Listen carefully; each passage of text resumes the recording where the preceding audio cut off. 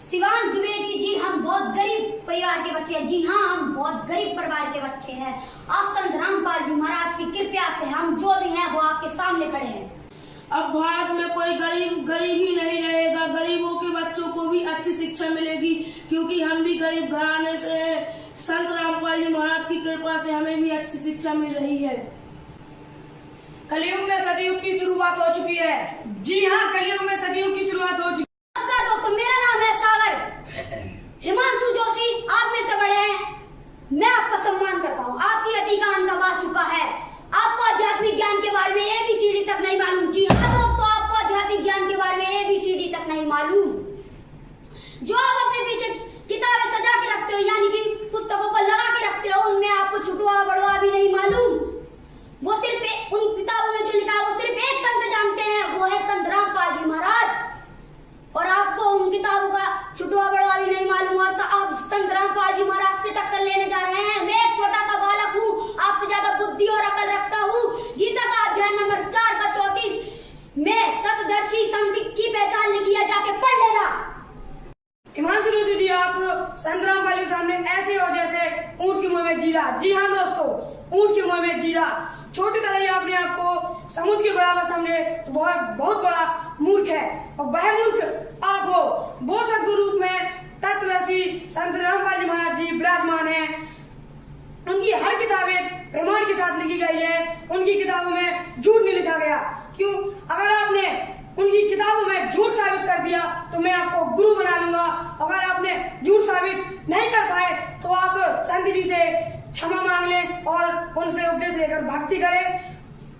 अगर आपको यह बात समझ में नहीं आई तो मैं बुंदेलखंड तो मेरा कट्टा पाखंडवाद को खत्म करने वाला महारावण हूँ। सत्य के रास्ते पे ले जाने वाला मैं महारावण हूँ। हे हिमांशु जोशी, तेरा अधिकार अब आ चुका है। सुन, भारत में ही नहीं पूरे विश्व में कोई ऋषि, महर्षि, विद्वान, मठाधीश और तेरे जैसे पाखंडवाद और कथावाच, यहाँ तक कि ब्रह्मा, विष्णु, महेश, दुर्गा, ब्रह्म को भी उस भगवान के बारे में जानकारी नहीं है कि वह भगवान कौन है। उनके बारे में सिर्फ एक ही संत जानते हैं, वो है तत्वदर्शी संत रामपाल जी महाराज। और तू अभी भी देर नहीं हुई है हिमांशु जोशी, उन संत के चरणों में जाके माफी मांग लो। वो संत ऐसे हैं, दयालु है, वो तुम्हें माफ कर देंगे। जय हिंद, जय भारत। आपका? अरशद। अरशद जी, आप कौन सी क्लास में पढ़ते हो? 7th। अरशद जी, आपके स्कूल का नाम क्या है? Sasai Dnyanganga public school. बेटा जी, आपके स्कूल में क्या क्या सुविधाएं हैं? हमारे स्कूल में लैट्रिन बाथरूम बहुत अच्छी है और यह पानी पीने के लिए पानी भी है। और यह एक कंप्यूटर रूम है। हमारे टीचर भी बहुत अच्छे हैं। जी, जरा आपके स्कूल की सारी व्यवस्थाएं अच्छी हैं, तो फीस भी बहुत ज्यादा होती है। आपकी एक साल में फीस कितनी लगती है? मेरी फीस नहीं लगती है। क्यों बेटे, आपको फीस क्यों नहीं लगती है? क्योंकि हमारे स्कूल में रूल है, जो अनाथ बच्चे होते हैं उनकी फीस नहीं लगती है। अच्छा, जो अनाथ बच्चे होते हैं उनको फीस नहीं लगती है। तो ये कितने दिनों से ये नियम चल रहा है? ये नियम हमारे स्कूल में 1 साल की चल रहा है। दोस्तों, ये बहुत गर्व की बात है कि जो अनाथ बच्चे होते हैं वो सत साहिब ज्ञानगंगा पब्लिक स्कूल के जो सागर प्रबंधक हैं, जो सदगुरु रामपाल जी महाराज के शिष्य हैं, वो उनसे फीस नहीं लेते हैं। आइए जानते हैं कुछ और बच्चों से कि बाकी में यहाँ कितने सारे बच्चे हैं जो अनाथ हैं, उनको फीस नहीं लगती है। नमस्कार बेटे। नमस्कार सर जी। क्या नाम बेटा आपका? पवन। बेटा, अभी हमने एक बच्चे से बात किया है कि स्कूल की व्यवस्थाएं बहुत अच्छी हैं, अच्छे साफ सुथरे लैट्रिन बाथरूम है, 2 पंखे लगे हुए हैं, टेबल बेंच है, कंप्यूटर सेक्शन है, पूरे स्कूल में टाइल से बना हुआ है, टीचर बहुत अच्छे हैं। ऐसी स्थिति में आपको फीस कितनी लगती होगी? मेरी फीस नहीं लगती। क्यों बेटे, आपको फीस क्यों नहीं लगती है? मेरे स्कूल में रूल है कि जो बच्चा अनाथ होता है उसकी फीस नहीं लगती। अच्छा, जो बच्चे अनाथ हो जाते हैं उनको फीस नहीं लगती है? नहीं। तो आपके घर में कौन एक्सपायर कर गया था? हमारे पापा। क्या हो गया था पापा जी को? खेत पर लेटने गए थे तो किसी ने उनको मर्डर हो गया था। तो फिर आपके घर में कौन है कमाने वाला? घर में कोई नहीं है। आपको देख रहे हैं, आपकी बात को सुन रहे हैं, आपके दर्द को समझ रहे हैं, आपकी तकलीफ को देख रहे हैं कि अनाथ बच्चा है और सत्साग्न स्कूल में उन्हें फीस नहीं ले रहे हैं। ये बहुत ही गर्व की बात है। तो जो आज आपको देख रहे हैं उनको आप क्या अपना संदेश देना चाहते हैं, स्कूल वालों को और संत महात्माओं को? हम संदेश देना चाहते हैं कि जैसी सत्साग स्कूल में फीस नहीं लग रही है, वैसी किसी स्कूल में नहीं लगना चाहिए। नहीं लगना चाहिए। और इस काम के लिए जो संत महात्मा भारत में उनको आगे आना चाहिए। Yes sir. जी जेते पवन जी जिन्होंने अपना दर्द हमें बताया और कहा है कि बाकी में जिस तरह से हमारे सत साहिब ज्ञानगंगा स्कूल में अनाथ बच्चों की फीस नहीं लगती है, उसी तरह अन्य स्कूल वालों को भी अनाथ बच्चों से फीस नहीं लेना चाहिए। और उस भारत के अंदर जो बड़े बड़े कथावाचक या मठाधीश बैठे हुए हैं उनको भी इस पर विचार करना चाहिए। और जो भारत के अंदर अनाथ बच्चे हैं उनको फ्री में शिक्षा देना चाहिए। अगर इस शिक्षा का सिलसिला अनाथ बच्चों के लिए अगर हम शुरू कर देते हैं तो भारत के अंदर आने वाले समय में अनाथ बच्चे अनपढ़ नहीं होंगे, वो भी आम लोगों की तरह वो भी पढ़ लिख जाएंगे और अपने जीवन को सुखमय जिएंगे।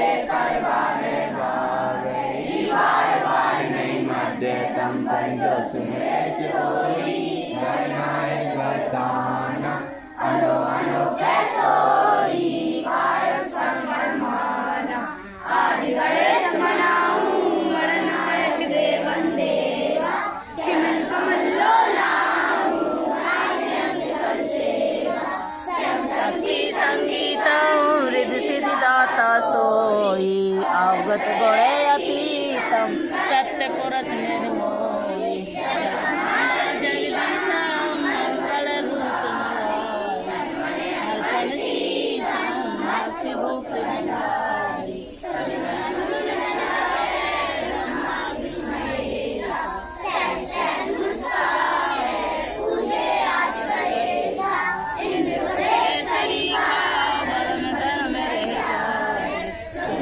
जीवन जी का मन इच्छा फल पावे 33 कोटि अधारा ध्यावे 88 करे बहुजल पारा कटवे यम की पासी 33 कोटि अधारा ध्यावे 88 करे बहुजल पारा कटवे यम की फांसी 33 साहिब।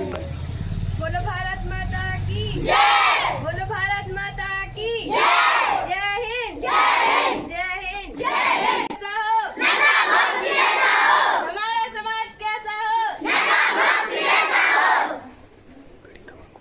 बीड़ी तंबाकू जहर है इसे खाना छोड़ दो।